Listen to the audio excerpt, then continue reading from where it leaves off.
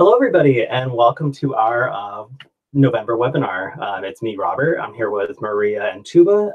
Today we will be presenting on your poster presentations for IAP Research Expo, and then I will be covering pre-registration and sort of the schematics of registering at MIT once you get here for IAP.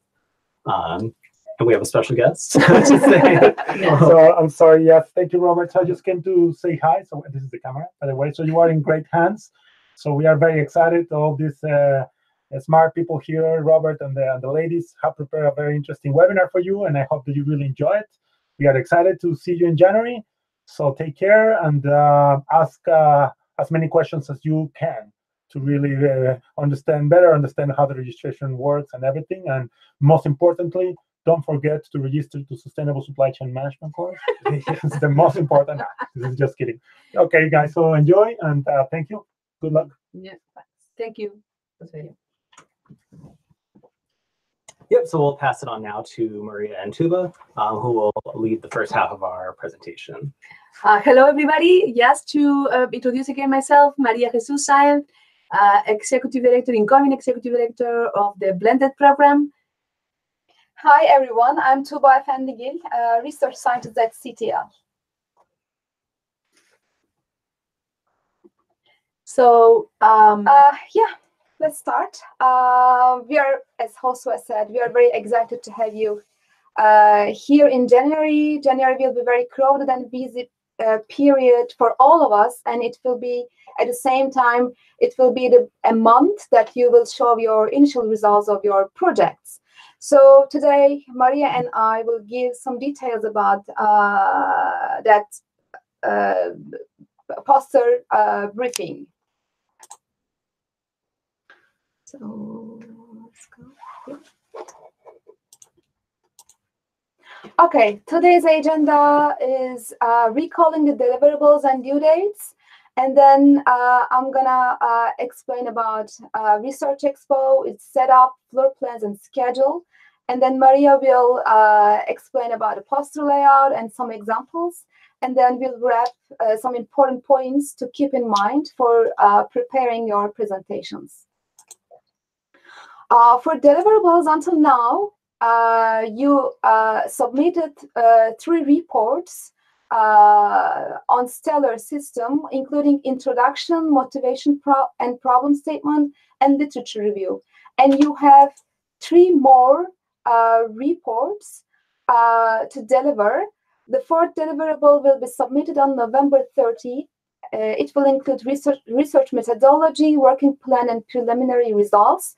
And on the same day, there will be an office hour session with Maria and Josue between 10 and 11 a.m. in Boston time. 5th deliverable will be in 2 documents and will be sent. One is on December 3rd, including abstract and keywords. And the other will be on December 14th, and it will include poster submission.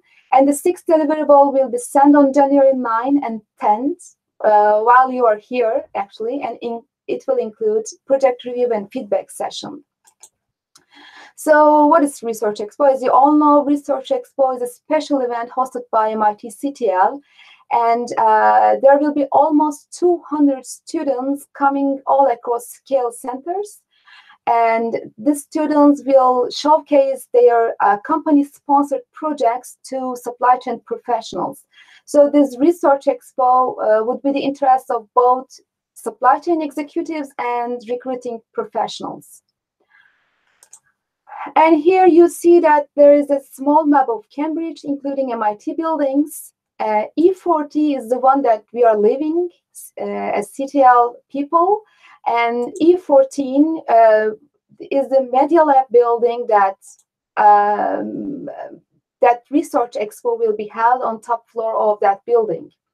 So as a floor plan, it will be on 6th floor, and we'll use the rooms named as Skyline Room, Winter Garden, and Multipurpose Room. It is dotted with the red line, as you see. And within that red line area, on this day, on Research Expo Day, There will be some buffet tables serving food, beverages, and some refreshments. And in the middle, you can see that e-poster area to let you present your works. So for scheduling, it is not certain yet. It may change, but basically we'll split the students into two groups named as A and B. And totally those groups will have 1 hour presentation time. In the first session, it will be a 30 minutes presentation, and the groups will switch to another one. And there will be a guest speaker. And during that event, there will be a voting process, which will closes around 7:30 p.m. And at the end, there will be an announcement on voting results for last 15 minutes. Yes, this voting process is for the awards of the poster. So then be really prepared for, sell your poster in that voting session. Yeah, thank you, Maria. And from now on, Maria will tell about poster layouts and will explain about some examples for some tricks. Yeah, I think that it's important to highlight that you are going to be exposed during this session in front of different supply chain professionals, and especially your network, your SCARE network, students coming from all over the world. So it's important that you show your work, the value that you are gonna submit to your company, to the sponsor company. So this poster is like your business card in order to detect your potential, right? So it is important that you work in advance, both from the technical point of view and also just to dress this technical work within this poster session, right? So this is why we wanted to have the same kind of format for all the students within the SCARE network, just to show the similar kind of elements, while of course all of you will customize all this content to your particular area, to your particular project, to your particular context, right? So in this format, you will see different elements here. For example, the title. You can include a title that will be different than the title of your project, just for focusing on the particular key elements. Also the students' names, who is your advisor, and if you can, because maybe you cannot do it, but if you can, please include the company that is sponsoring your project, right? Here you will show yourself, right? So actually here you will have your names and the pictures of the project team members. So in terms of content, you will have different elements. So the format is important, right? So please keep the format constant in all your projects. So starting with the motivation, what is going on? How did you get in that way? So that you already presented as deliverable. In most of the cases, you have already submitted your motivation and the scope of your project. So this is something that you already have, done. Key questions. So go directly to the point, the main research questions. What is the simplest expression of your aim within this project? Relevant literature, keep the same format for all the different sources that you will include here. You don't need to include all of them, only the most relevant ones. Central graphic is the focal point. So then usually you will use here some nice picture that will catch the attention with different colors, and especially a picture that will summarize the main purpose of your project. You will summarize the problem. So just to highlight what is the main elements of your problem. The methodology here, typically some students, we will see in a minute, some students will use some kind of diagram with different elements, with some arrows, just to show the progression, the expected progression of your methodology. How you are going to follow through the different steps of your methodology. Initial results, this is important, right? Because then in January, you will show in front of all your mates, in front of all your professionals, the professional that will, see your work, then you will show how far you have progressed with your project, with your work, right? So then you will need to synthesize what are the initial results that you have obtained through your effort. And expected contribution, looking to the future. So what are the expected value that you bring to deliver to the particular company and also to the particular audience, because maybe some of the results you will generalize in order to be able to make applicable recommendations to the industry or maybe to some group of companies, right? So this is the format that you need to follow. So please be attached to that. So we will see now some examples, some ideas that maybe you would like to apply to your particular context of your project.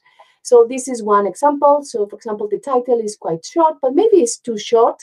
So the question here is this title describing the main aim of your project?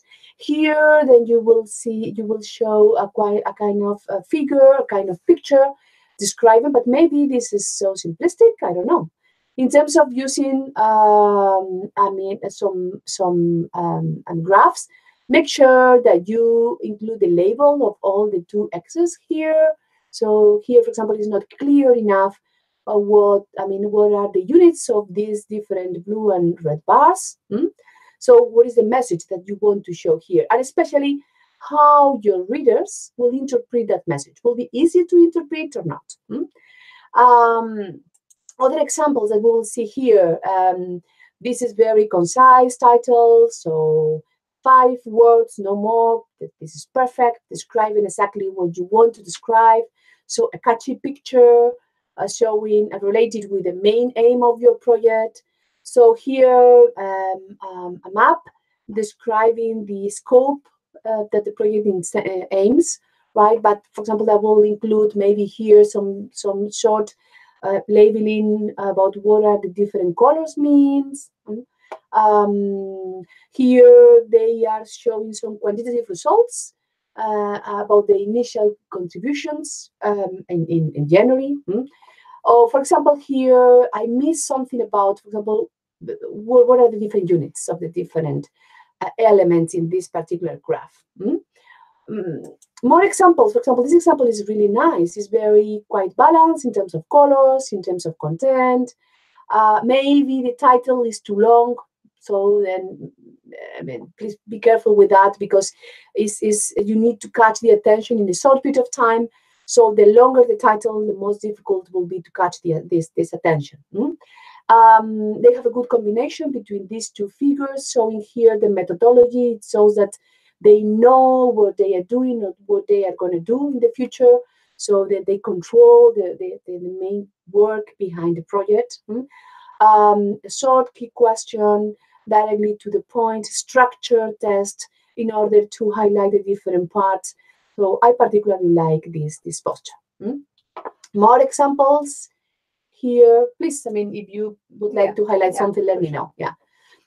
Again, this is a nice example with very good balance of colors, a catchy figure that is showing the different elements of their particular project, showing here a short title, here highlighting where and especially, what and where is the problem they are gonna deal with in terms of motivation and the background.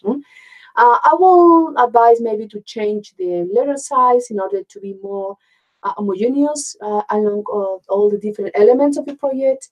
And so here with different diagrams, they are showing the different elements of the project. I particularly like it. More examples, again, nice pictures showing the main goals with different figures highlighting the different elements, and here some results. Or for example, here again, right, different good balance between the different diagrams. They are concise, they are simple, but very easy to understand, and including almost everything that they want to highlight. So here we are in this particular project, we are increasing the complexity of the poster. So then please pay attention to this balance. So sometimes you want to include everything and you cannot include everything here. Why? Because then you will not be able to explain the main elements to your audience. Imagine the setup. So you are going to be in front of different professionals who are going to jump from one poster to the other in front of a TV, right? So in a short period of time, you need to highlight what you want to highlight. So maybe here, maybe in some parts, there is a lot of content. For example, here on the right-hand side, you see a lot of different figures. It's not in one shot, you cannot describe what it is. So it needs additional explanation, right? Including all these two figures. Of course, you decide, and it's true that, you want to show your progress, but at the same time, you want to highlight the most important part. Or for example, here, it's great that the students decided to use a map because it's a visual way of showing, in this case, the balance between supply and demand. But why not, instead of using different figures, maybe to use different colors, going to more kind of soft colors to more dark colors in order to show the different grades in these different variables, right? So yeah, it depends the message you want to send, but make sure that you are sending this message in the most efficient way. Huh? Or for example, another case that this is a very long title here. Supply chain is repeated twice. You don't need to use supply chain term because we are within master and supply chain management, right? So you don't feel obligated to use supply chain term. Here, a lot of content is very difficult to read. All these elements, right? Almost impossible, I would say, right? A lot of details. So you need to keep balance between direct messages that will be auto-explanatory and also include the effort that you have been doing through all these different months. So again, they are using 1, 2, 3, 4, 5 different diagrams. So it's difficult to catch the attention without a focal point, without a picture. Is really difficult. And I want to add something, Maria. As you emphasized before, you cannot put everything in the presentation. You have to prioritize what you would like to show to the audience. For example, for this slide, it is very crowded. There are many words that no one can catch the real idea. So if it is possible to please use some catchy maps, graphs, or pictures, and please explain your ideas with the proper wording. This is too much to understand the real idea. So I just want to add this thing.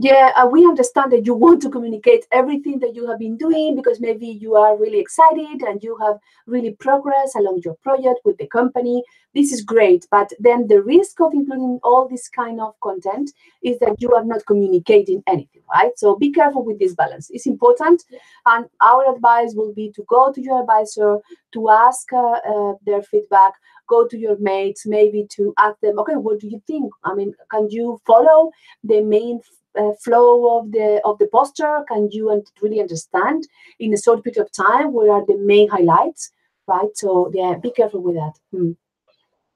Another example here. So then again, a lot of content here with all these different diagrams, a lot of, text. Here, for example, the yellow part is not easy to read, so a lot of figures and graphs. So it's good that you are doing quantitative analysis and then you are showing your quantitative analysis, but prioritize the most important message you want to highlight here, right? And again, the same with the title, a very long title. And this, in this case, is nice in terms of balance. So then, nice in terms of figures, and nice in terms of the weight of text within all these different sections. But instead of using a picture, they have decided to use formula here. I think you decide, of course, but I think it is better to catch the attention with a picture that will be auto-explanatory, and then the formula is not so important, because then here you have included some results out of the formulation, right? So it's more important the results than the formula. Huh? And one more thing I would like to remind you, students, for the section names, please keep the original ones, like background, motivation, problem. You may want to change, like here, the titles, the subtitles, actually, according to your thesis, like fuel surcharge definition. But it doesn't make sense to the audience, okay? Because you are using background, motivation, and then directly to fuel definition. No need to do that. Please keep your subtitles as in their original format that we are sending you in the layouts, and then make your explanation, use your pictures or graphs, whatever. And the formula is not the element that we would like to see in your sections. Please be careful about that. Yeah, if you want to highlight some particular term, maybe you can do it within your text, right? But keep the sections, because it will be easier for the audience to follow the same kind of structure in all of you, right? Remember, then you need to pitch to sell your project in a very short period of time. So then the easier, the better. Okay, some key points to keep in mind. Overall, clean, simple, very visual, including chart, figures, photos, but especially thinking about the message you want to highlight.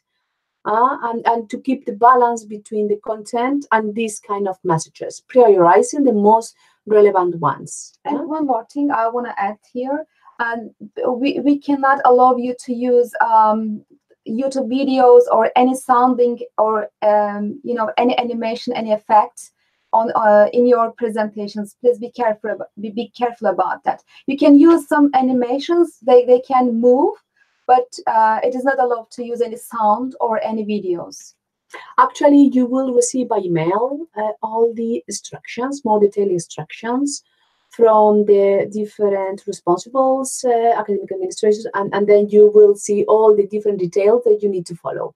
It's not difficult, but you need to follow the different instructions just to be efficient, because we have a lot of students and we have a lot of posters to organize, to schedule.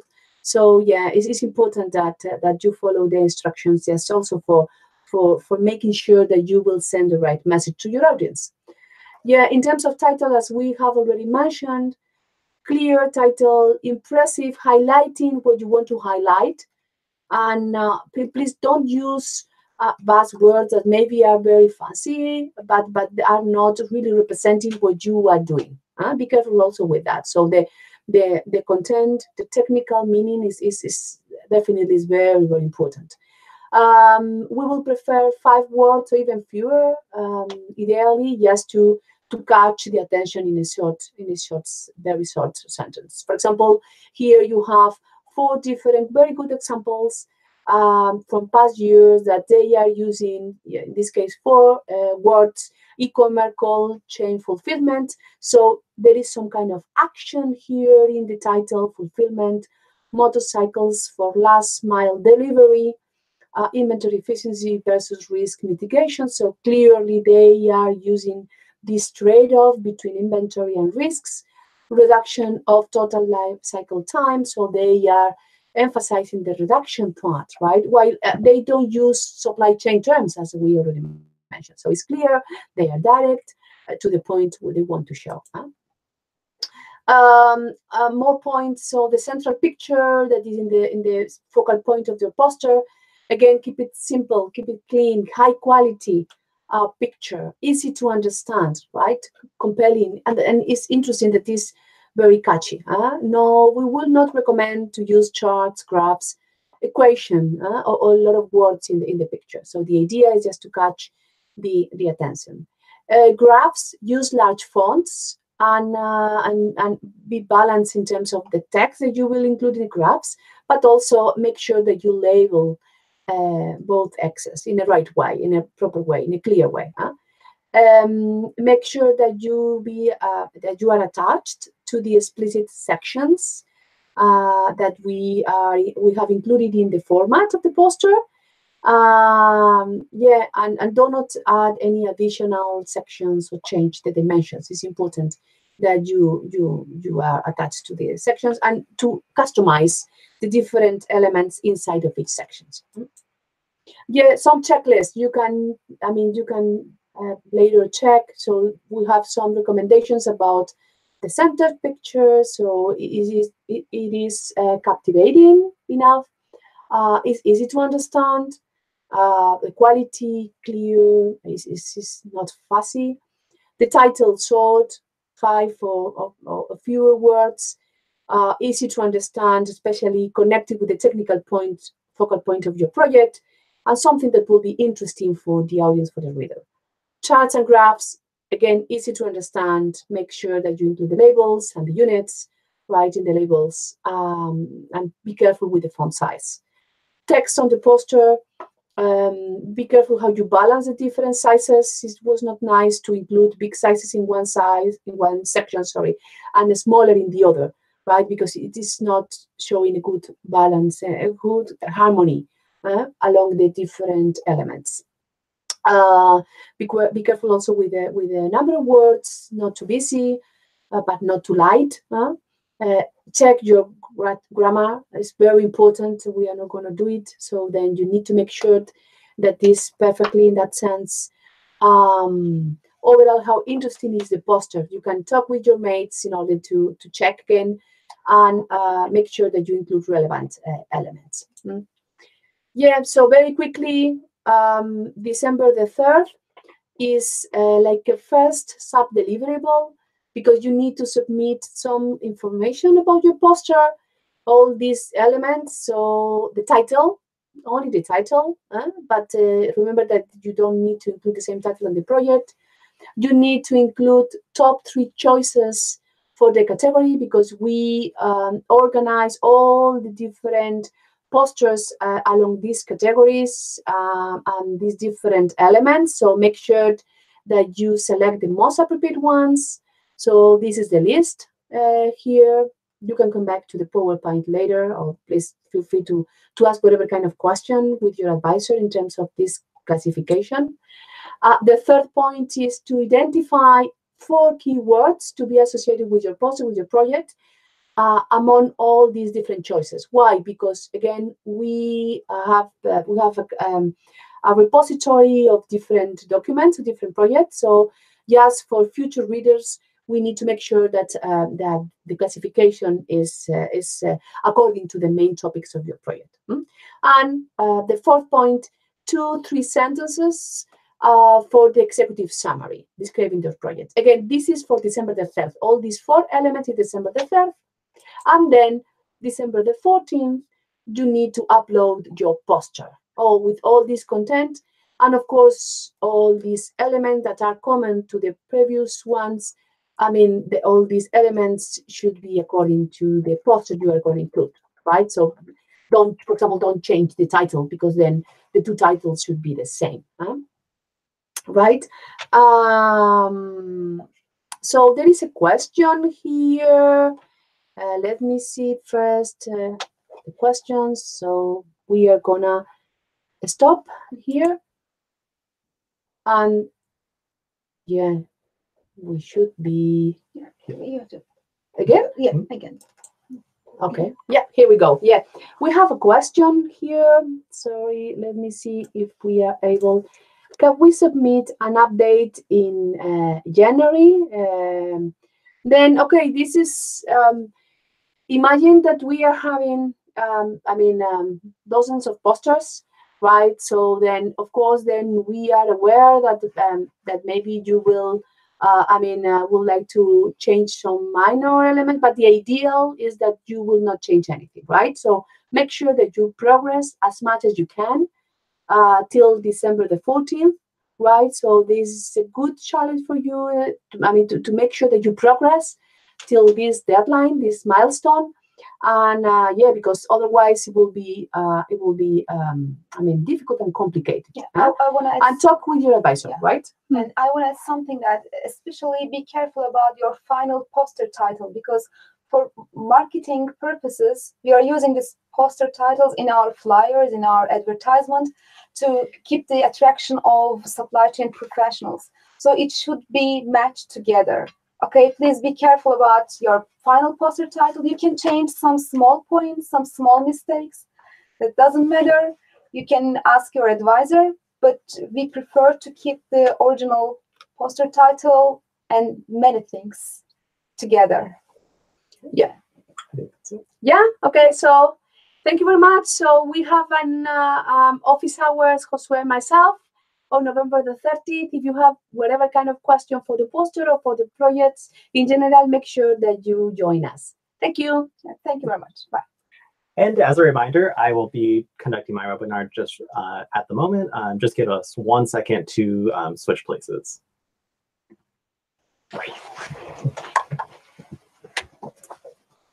Thank you. So Tuba, you want to sit there? You can just move the questions from here to there.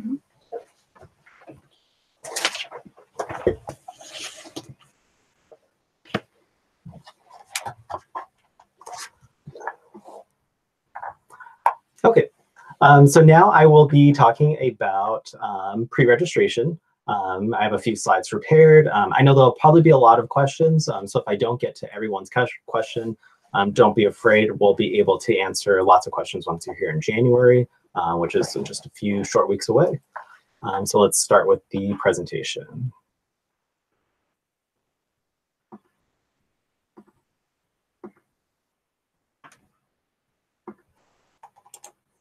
Okay, so pre-registration. So today I'm going to cover some basics of MIT. We have a lot of things that are unique to MIT that will probably be different to you, so we'll just have a brief overview. Then we'll cover the requirements that you'll need in order to fulfill your degree here at MIT. We have lots of planning resources to get you to understand like which classes you want to take. And both from MIT and from SCM, we have a few resources available. Then you will submit your pre-registration for both January, which is IAP, and spring. I'll show you the details of that. Next, we'll cover Sloan bidding, which is a process to get your preferences for Sloan classes, which involves a little bit more work, but it's completely optional and up to you. Then I'll cover just a few frequently asked questions that we get every year to sort of help you plan over the next month when you're selecting your classes. And finally, we'll go over the deadlines of when everything is needed all the way up until February when you're already here. Okay, so MIT basics. Whenever you think of MIT, you obviously think of MIT's dome, but there's a lot of background and administrative work that you'll need to do in order to get classes and start your pre-registration. So first of all, what is pre-registration? A lot of schools have a sort of a system of you pre-selecting your classes in order to put them into our system so that we can get a better idea of which students are taking classes. It assures that you're meeting requirements, and it's a requirement. If you don't meet the requirements, MIT will charge you a fee if you don't submit by the deadline on December 27th, which I'll get to at the end. MIT also has a lot of little quirks. You might think of classes or courses as like the common name that you'll use. Across MIT's websites and through our own websites, we'll try to use the word subject. That's what MIT calls our classes. Subjects can further be divided into full-term classes, which span the whole 14 weeks of a semester, partial term, which can be sort of anywhere in between, and then half-term subjects, which are usually 6 to 7 weeks long. So SCM has all of these different types, so you'll be able to see which ones fit your schedule best. MIT uses the word course to describe the department, so our course is SCM. Courses like EECS, electrical engineering, they're given numbers, so sometimes you'll see a number. The Sloan School of Management, for example, their number is 15, so all of their courses, or all of their subjects, sorry, will start with the number 15. And then MIT's unit system is also quite different. 1 unit generally equals 1 hour of work per week, which is supposed to equal 14 hours of work for an entire term. So a usual class at a university might be 4 credits. At MIT, however, a usual class would be 12 units for a full term, a class that meets twice a week or so. Units are further divided down into 3 different components. So often you'll see, like in this example, a 204. This means that this class would be a 6-unit class. It would require 2 hours of lecture each week, 0 lab hours, which is the middle number, and around 4 hours of homework each week. So you can sort of keep that in mind. Half-term classes, you would essentially double the amount of time that they list here. So if it says it's a 4-unit half-term class, then that means you're committing yourself to roughly 8 hours of work per week. And grading. There are a few different types of grading options. The most common will be regular grading.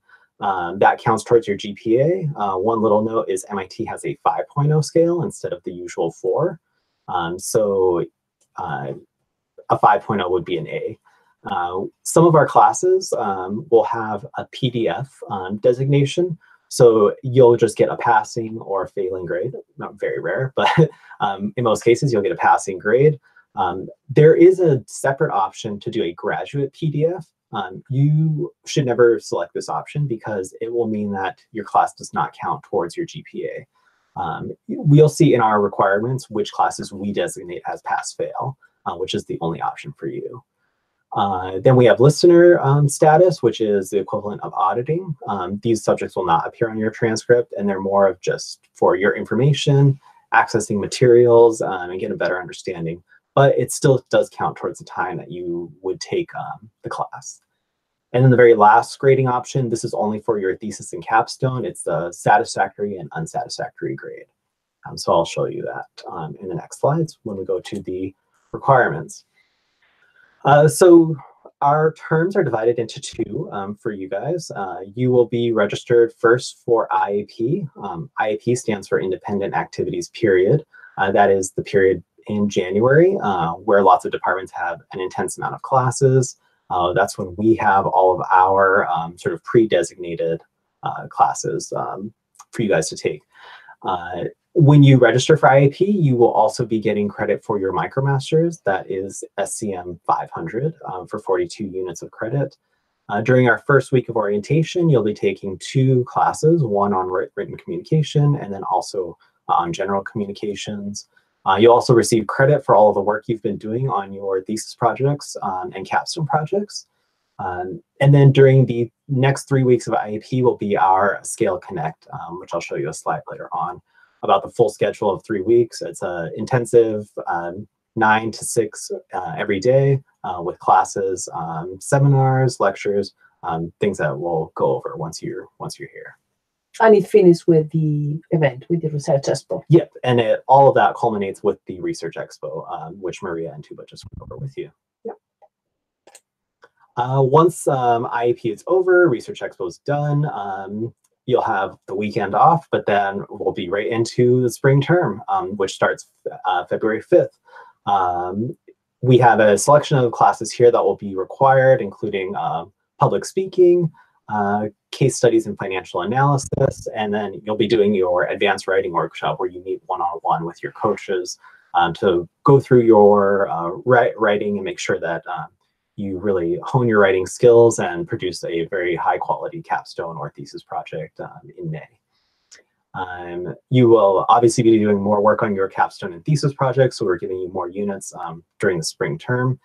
And then finally, you'll be able to select electives to fulfill your remaining degree requirements.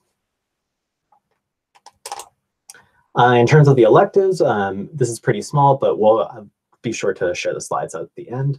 We have 3 sort of bundles, as we call them. We have the SCM electives, analysis electives, and management electives. You'll notice that some SCM subjects are included in 2 places. So that gives you the opportunity, if you really want to focus just on SCM classes, you'll always have a seat in those ones. It's always given priority to our SCM students. And it fulfills multiple categories for both SCM and analysis.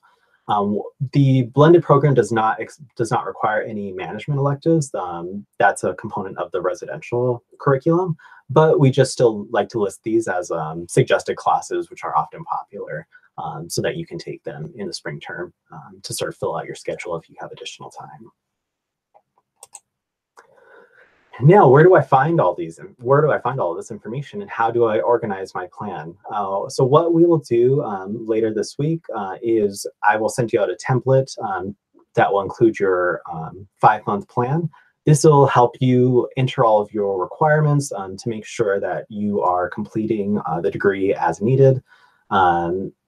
You will turn this plan into Josue and I in February. We'll review it with you to approve your registration.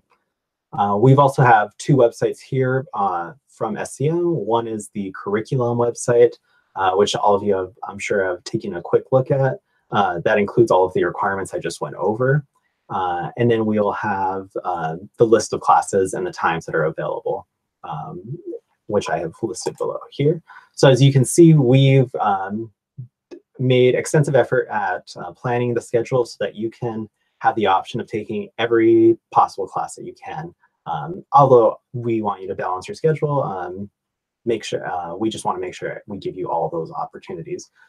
So you can see here, there's a lot of full-term classes, half-term classes. We have our required classes in blue, SCM electives in orange. So I'll be sure to share this with you as well. And this is just sort of like a guide so you can quickly see when classes take place.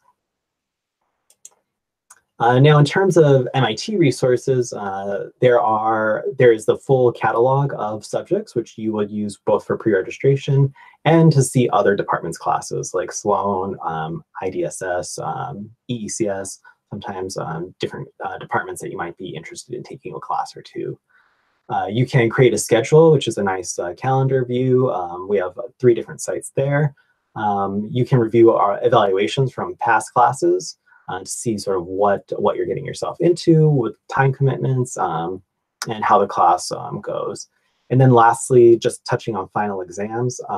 At the graduate level, final exams are not, are common, but they usually take place in the last class of the term. Very infrequently, you'll have a class that actually uses final weeks, which is 1 week after the term ends. SCM does not use the final exam week, so if you do have any finals, it'll be in your last scheduled class. But Sloan, you have to be cognizant that they might have a final scheduled after classes end. That's important to keep in mind for spring as well, because you may be taking classes in that last week if you take a class with a final. So yeah, the most important page that you will use is the subject listing and schedule. It is currently being updated, so the IAP and spring listings will be loaded in on November 27th. At the moment, the listings that we put on our website, if you click on SCM, for example, if you click SCM down there, it will show you the correct classes. It just doesn't show you the times. So it is still accurate for now. When you click on a department, you'll see an example of a subject like this. There is a lot of information packed in this one little diagram. So I pointed out sort of the key aspects to keep in mind. The most important one is the pink rows that you'll see on classes is an indication that it takes place in the spring. If you see a snowflake, it'll be in January. But if you only see like a leaf or a sun, it means that you can't take that class because it's only offered in the fall or the summer. Then we have joint subjects. Some of our classes will have students from Sloan or from other departments. We have prerequisites, the units, as you can see here, 306, so roughly 3 hours of lecture each week.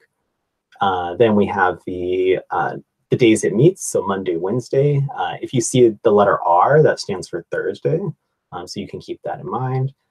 This class takes place Monday, Wednesday, 8:30 to 10 a.m. for half an hour, and it takes place in E51 325.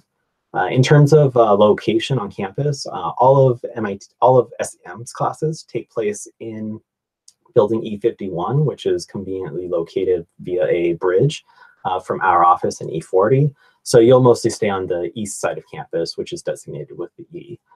There may be a few classes that you take in the main area of campus, and most of IAP will actually be in the main area of campus.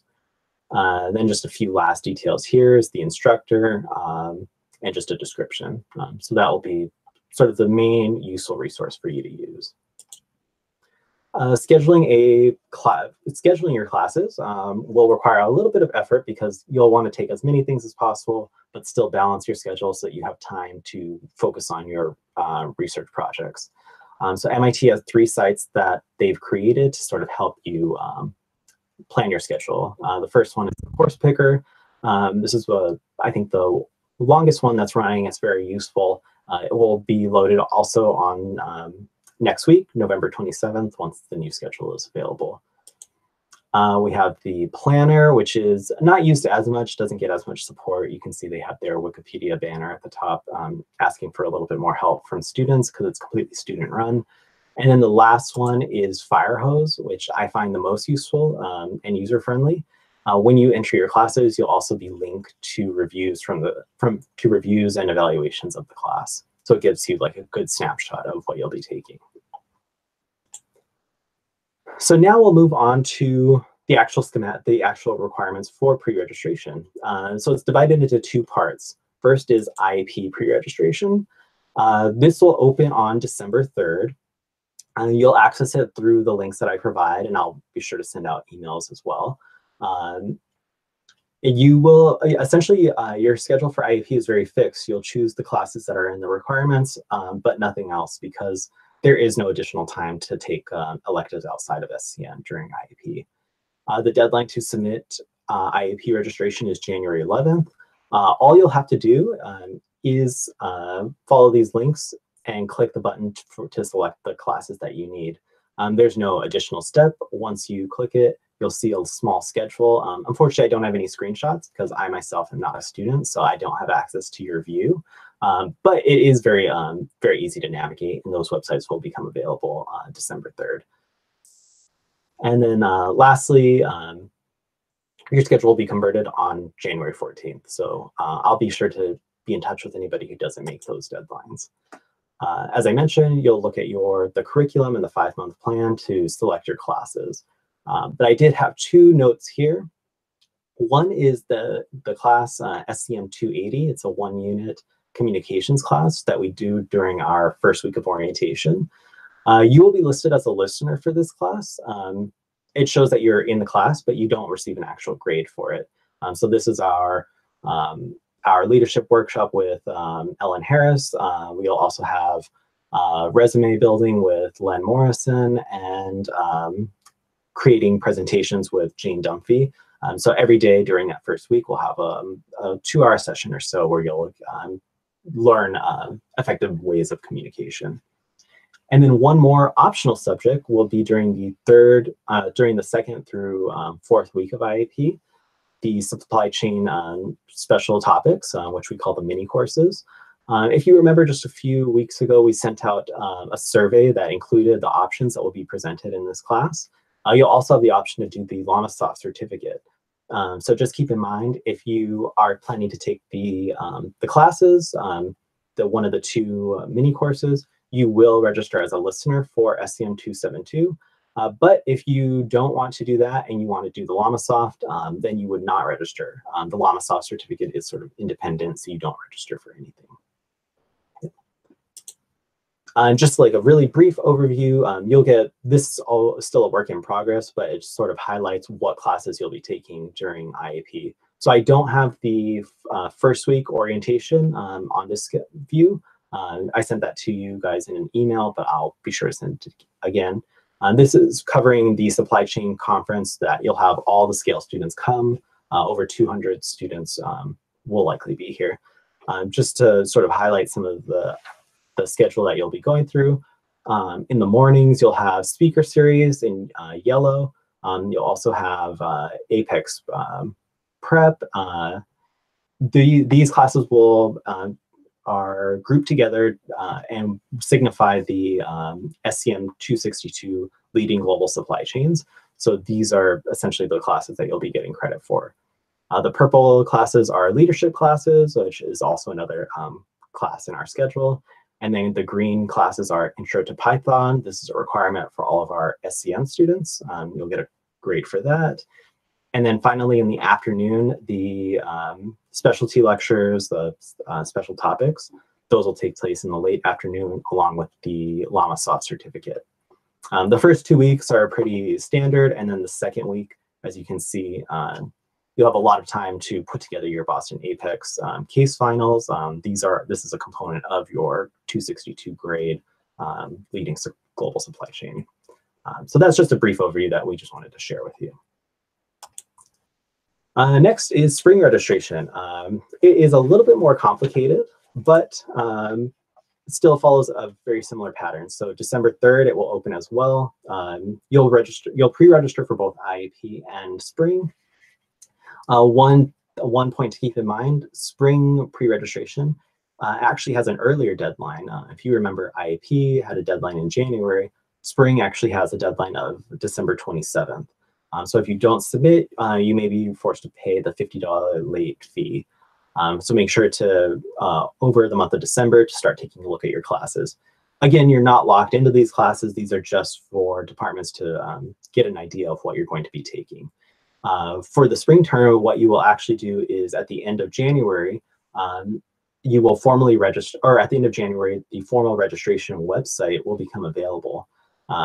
So there will be one additional step is your pre-registration will be transferred into the new registration site.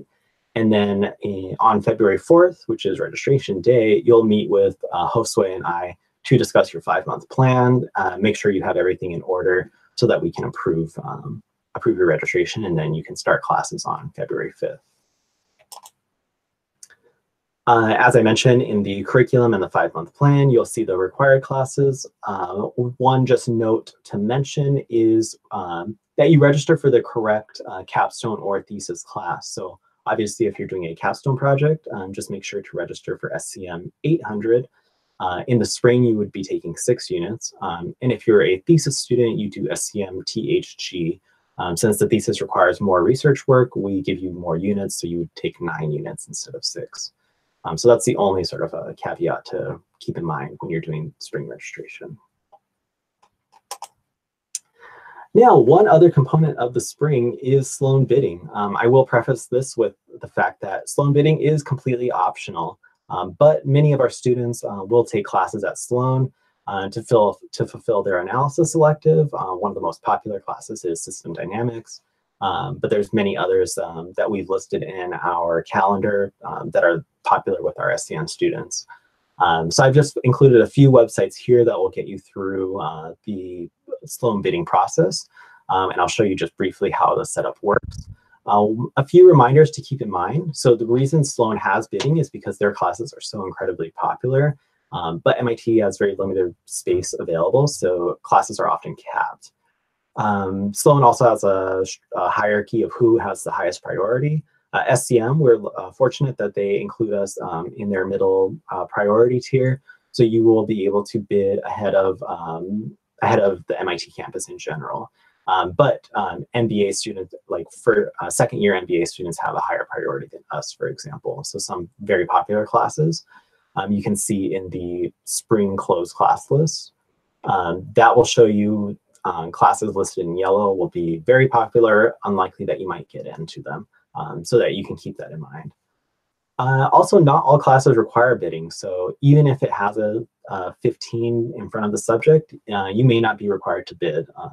If it's not in the bidding system, then it means that you can just add it to your pre-registration with no problem.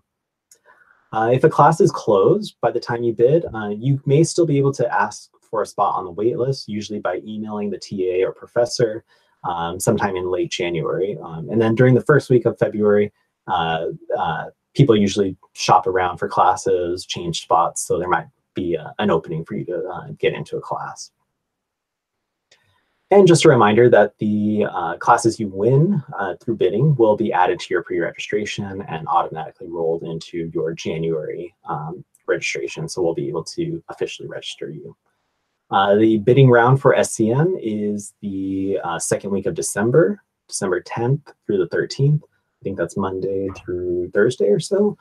So just keep that in mind. If you forget to bid, you can always still take classes in the spring. You just might not have the highest preference. And now just in terms of the mechanics of Sloan bidding, you will be, first I included the link here of the overview of the training process. It's pretty self-explanatory. You'll be given 1,000 points to bid on classes. You can modify your bids. There are several bidding rounds. And let me just see, I see a question here. Does it matter when you submit your bid during the round? Yes, it actually does. Well, actually, within the round, no, because they resolve the bids at the end of each round. But if there is a problem that you foresee with bidding, you should always try doing it on the very first day. We have to request permission to use the bidding system from Sloan, so they're very generous with giving that to us.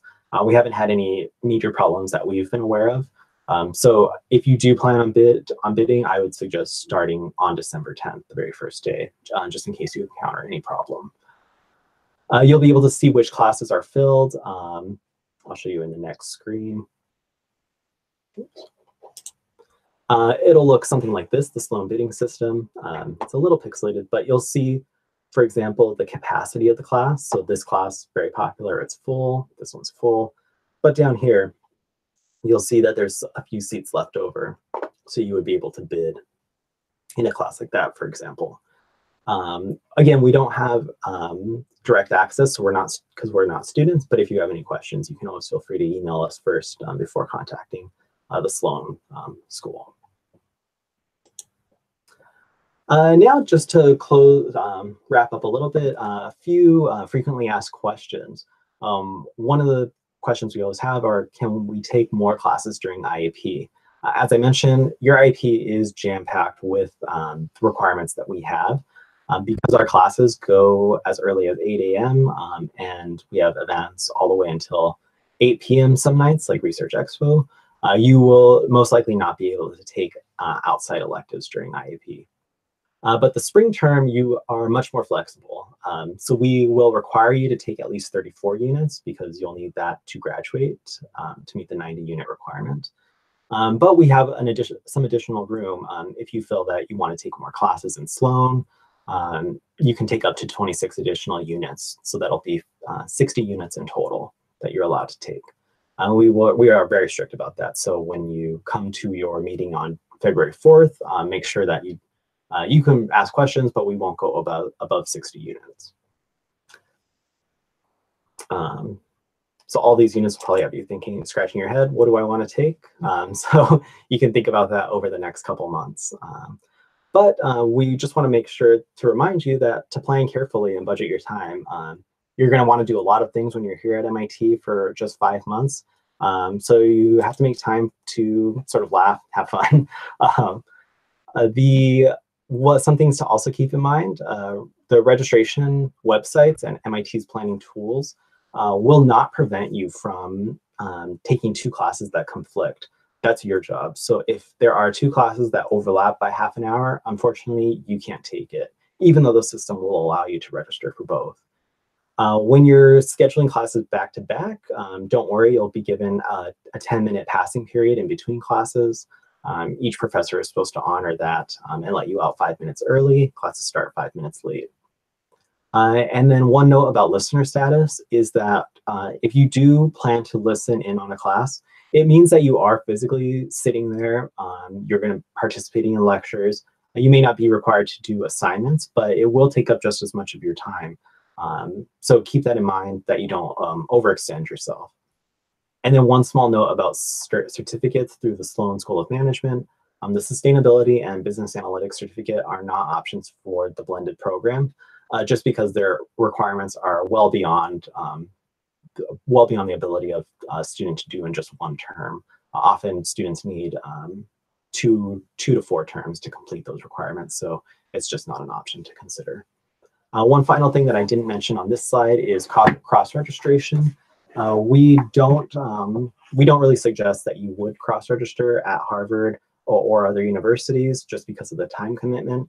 But if you did have a very specific class that you were interested, or you have a very specific question about cross-registration, you can feel free to email me offline and we can discuss.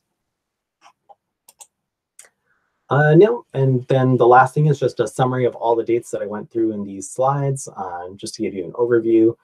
So remember, in November, I didn't include it here, but November 27th, just next week, the schedule will be available online, so you can start seeing the spring classes. December will be the pre-registration period, sloan bidding. January 7th is our first day of IEP, the first day you'll be here on campus. You'll be registered long before then, so I'll keep you updated on that. The end of January, your registration will go live, and then, as I mentioned, on February 4th, you'll meet with Josue and I. I'll send out late in January a time frame for everybody to schedule those meetings with us. Yep. So, did we have any additional questions that might come through? Just one question.